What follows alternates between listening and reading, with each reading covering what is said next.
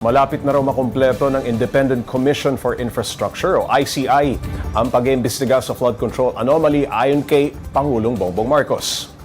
Sa isang ambush interview kay PBBM, sinabi niyang depende sa dami ng trabahong natitira ang magiging desisyon niya sa kahihinatnan ng ICI. Hindi pa naman makapagdesisyon ng Pangulo kung papalitan ang dalawang commissioners ng ICI na nag-resign.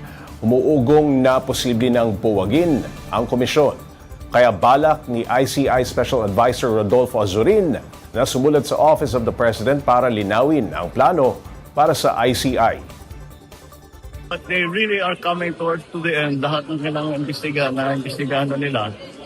Maybe there are one or two other loose ends that they have to clear up.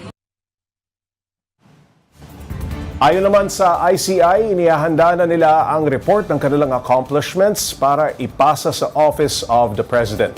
Patuloy raw nilang inaayos, dinodokumento at iniingatan ang lahat ng record at ebidensyang nasa kanilang kustodiya.